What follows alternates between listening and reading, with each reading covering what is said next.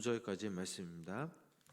요한복음 2장 13절부터 25절까지의 말씀을 우리 한 절씩 교독하면서 함께 읽도록 하겠습니다. 유대인의 유월절이 가까운지라 예수께서 예루살렘으로 올라가셨더니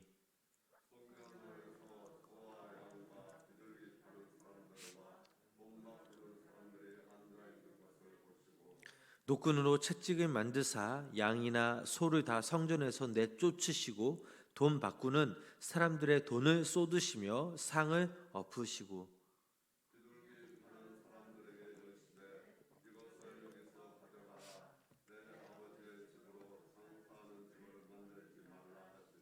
제자들이 성경 말씀에 주의 전을 사모하는 열심히 나를 삼키리라 한 것을 기억하더라.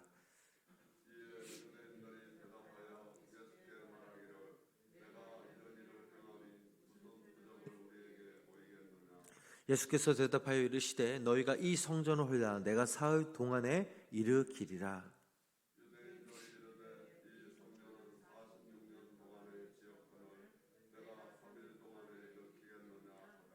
그러나 예수는 성전된 자기 육체를 가리켜 말씀하신 것이라.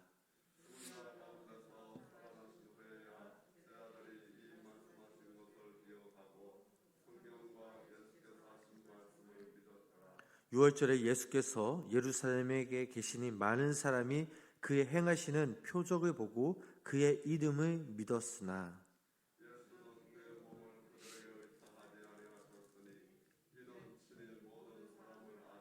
함께 읽겠습니다. 또 사람에 대하여 누구의 증언도 받으실 필요가 없었으니 이는 그가 친히 사람의 속에 있는 것을 아셨음이니라.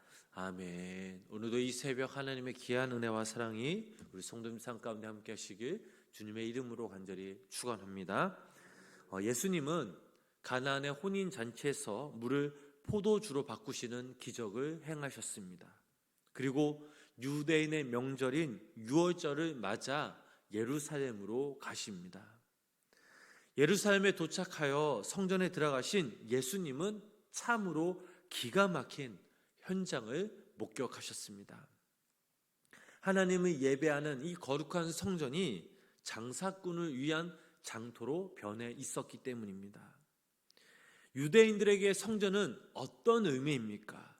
성전은 그들의 신앙의 중심, 종교의 중심, 또 소망의 중심이었습니다. 곧 이 성전은 그들 존재의 중심이었던 것입니다. 그러나 지금 예루살렘 성전은 장사판이 되어버렸습니다. 유대인치고 하나님을 믿지 않는 자는 아무도 없었습니다. 그럼에도 이 유대인들이 하나님의 성전을 장사판으로 만든 그 이유가 무엇이겠습니까? 그 이유는 그들의 겉신앙 때문이었습니다. 하나님 밖에 있었기 때문입니다. 비록 몸은 성전 안에 있을지언정 그 마음이 하나님을 외면하고 자신들의 그릇된 행동에 대해 양심을 전혀 느끼지 못했던 것입니다. 아마 그들은 본인들의 행동에 대해 정당하라고 생각했을 것입니다.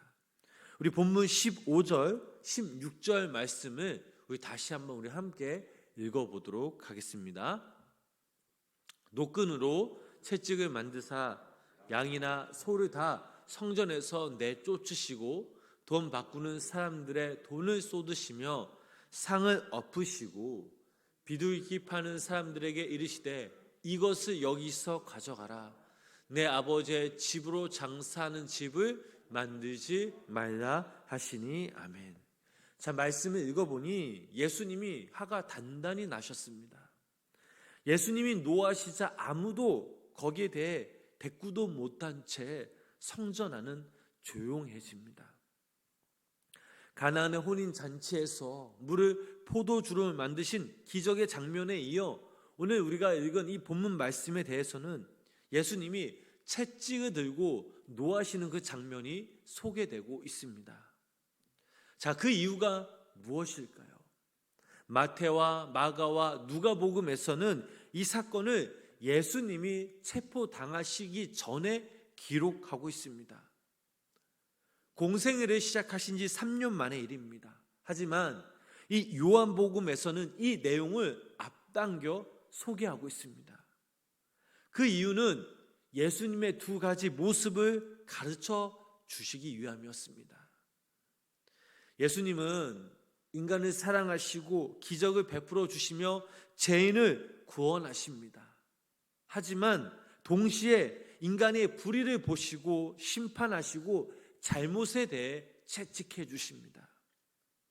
요한복음에서는 이 두 가지의 모습을 가르쳐 주시기 위해 앞당겨 소개하고 있는 것입니다.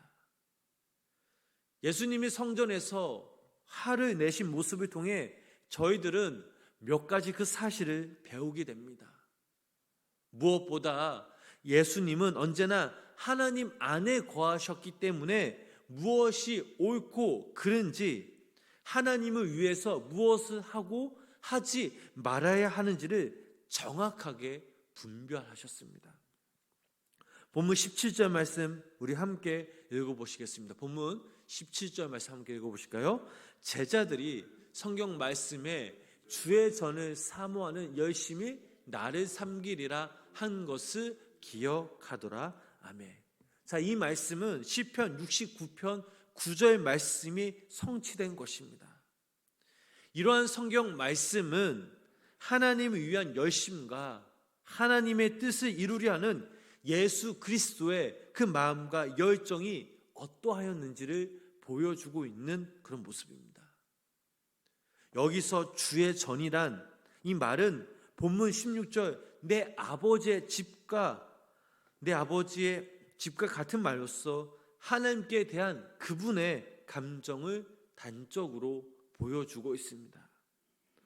즉 그리스도께서 있어서 주의 전에서 장사하는 것은 내 아버지의 집을 더럽히는 행위요, 이처럼 성전을 더럽히는 행위는 내 아버지를 모독하는 행위가 된다라는 것입니다.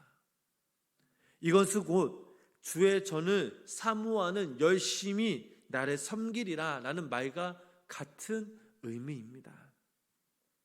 그렇다면 왜 예수님께서 성전을 깨끗하게 하라라고 말씀하셨을까요? 이것은 무엇을 의미하고 있겠습니까? 단지 성전이 깨끗해지면 그걸로 끝나는 것일까요? 아닙니다. 성전을 깨끗하게 하라는 것은 이 성전 중심으로 하나님을 바라보는 것, 하나님 안에 거하는 것이 곧 성전을 깨끗하게 하는 것입니다. 하나님을 믿는 자들이 하나님 안에 바로 서 있기만 하면 성전은 언제나 아름다운 성전일 수 있지만 하나님을 외면하는 그 순간부터 이 성전은 혼돈과 흑암의 진원지가 되어 난장판이나 장사꾼들이 몰려드는 것입니다. 예수님께서는 이것을 강조하신 것입니다. 당시 예루살렘 성전에서는 소와 양과 비둘기를 판 이유가 있었습니다. 하나님께서는 구약시대 모세를 통하여 중앙 성소 제도를 설정하셨습니다. 그것은 곧 이스라엘 백성들이 장차 가나안 땅을 차지하게 되면 오직 한 곳 예루살렘 성전 안에서만 하나님께 제물을 드리고 자기를 경배하도록 명하신 법규였습니다. 그런데 이와 같은 제물로 사용되는 짐승들은 정결하여야 할 뿐만 아니라 흠이 없어야만 했습니다. 하지만 먼 거리에서부터 소나 양과 비둘기 등을 몰고서 예루살렘으로 온다라는 것은 무척 힘든 일뿐만 아니라 도중에 이 짐승들이 병에 걸리거나 상할 우려가 있었습니다. 그러므로 신약 시대에 와서는 이러한 불편과 수고를 덜어주기 위하여 예루살렘 성전 안에서 이 제사장들이 정결하고 흠이 없는 그런 짐승들을 백성들에게 팔게 되기에 이르렀습니다. 처음에는 좋은 그런 동기로 시작이 되었지만 점점 시간이 지나갈수록 이런 재물용 짐승을 판매하는 가정에 이익이 발생하자 인간의 이기심과 이 탐욕이 예배와 성전을 지배하게 되었던 것입니다. 이것이 점점 정도가 심해지자 성전은 하나님께 예배 드리는 것보다 온통 장사하는 일에 신경을 더 썼습니다. 이를 보신 예수님이 불같이 화를 내시며 참지 못하신 것은 어찌 보면 당연한 일인 것입니다. 우리 계속해서 본문 18절 말씀을 계속해서 한번 함께 읽어보도록 하겠습니다. 이에 유대인들이 대답하여 내가 이런 일을 행하니 무슨 표적을 우리에게 보이겠느냐. 아멘. 자, 유대인들은 예수님께 네가 무슨 권한으로 이런 일을 행하는지 그것들을 표적으로 증명해 보이라 라고 말합니다. 그러자 예수님이 어떻게 대답하셨습니까? 본문 19절 20절 말씀 함께 읽어보도록 하겠습니다. 예수께서 대답하여 이르시되 너희가 이 성전을 헐라 내가 사흘 동안에 일으키리라. 유대인들이 이르되 이 성전은 46년 동안에 지었거늘 네가 3일 동안에 일으키겠느냐 하더라. 아멘. 자, 예수님의 대답을 들으니 유대인들은 너무나 어이가 없었습니다. 가령 사흘이라는 시간은 웅장한 이 성전을 헐어내기에도 불가능한 시간인데 지금 예수님은 사흘이라는 시간 동안 다시 이 성전을 세우겠다고 하니 유대인들은 너무나 어이가 없었고 마치 조롱하듯이 예수님께 물었던 것입니다. 이 성전은 46년 동안 지었는데 어찌 사흘 동안 일으키겠느냐. 사실 예수님께서는 성전의 본질을 말씀하신 건데 유대인들은 이 성전의 외관만을 생각했었으니 양측의 대안은 당연히 통하지 않았던 것입니다.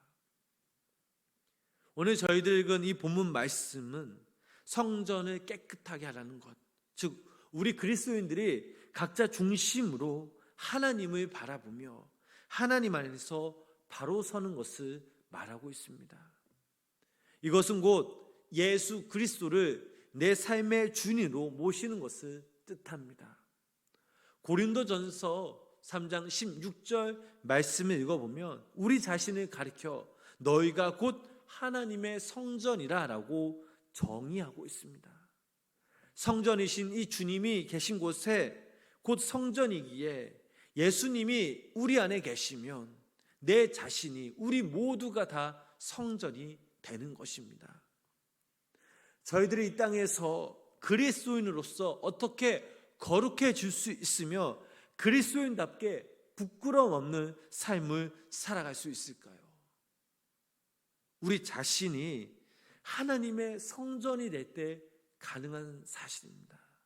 외형상 그리스도인이 아니라 성전이 아니라 날마다 주님을 바라보며 주님이 내 안에 내가 그 안에 거함으로 언제나 내 삶 가운데 주님을 모시고 살아간다면 이것이 바로 진정한 그리스도인이며 바로 하나님의 성전인 것입니다. 사랑하는 우리 성도님 여러분, 오늘 하루 살아가실 때에 우리의 영적인 눈과 귀가 열고 밝아지길 소망합니다. 예수 그리스도의 이 복음의 구원의 비밀을 깨닫는 하루가 되시길 주님의 이름으로 축복합니다. 구약의 성전은 하나님이 임재하시던 곳이었습니다. 하나님의 용서와 사랑을 보여주시고 창조와 구원의 비밀을 깨닫는 곳, 그것이 바로 성전이었습니다. 그런데 신약에 와서는 예수님께서 내가 곧 성전이라 라고 말씀하십니다. 이것은 곧 거룩함과 순결입니다. 이것을 잃어버리면 모든 것을 잃어버리는 것과 똑같습니다.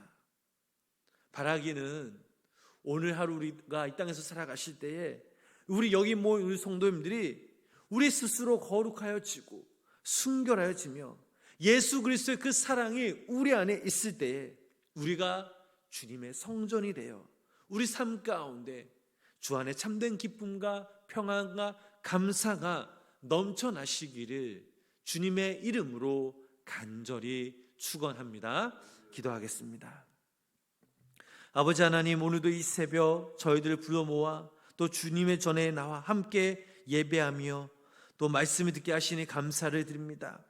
오늘 말씀을 통해 우리가 깨달은 것이 있다면 성경은 웅장한 건축물이 아니라 내 자신이 성전임을 깨닫습니다. 무엇보다 우리가 하나님만 바라보며 하나님의 말씀에 따라 순종하며 살아가는 주님의 자녀들이 되게 하여 주시옵소서. 우리 안에 참된 예수 그리스도의 사랑이 꽃피우길 간절히 소망합니다. 날마다 우리를 통해 예수 그리스도의 그 사랑이 흘러 넘쳐나게 하시고, 특별히 그 사랑으로 인해 많은 사람들이 예수님을 알아가며 예수님을 믿는 놀라운 역사가 우리 삶을 통해, 우리의 모습을 통해 이루어지도록 주님 인도하여 주시옵소서. 아버지 하나님, 추석 명절이 시작이 되었습니다. 우리 성도님들 오고 가는 그 여정 하나님께서 지켜주시고 인도하여 주시고, 가족분들과 함께 행복한 시간, 귀한 시간, 은혜 시간 나누게 하여 주시옵소서. 또한 아버지 하나님, 오늘 하루 이 땅에서 우리가 살아갈 때에 예수 그리스도의 그 생명과 예수 그리스도의 그 능력으로 살아가며 주님이 주신 지혜로 건강으로 살아가게 하여 주시옵소서. 예수님의 이름으로 간절히 기도드렸습니다. 아멘.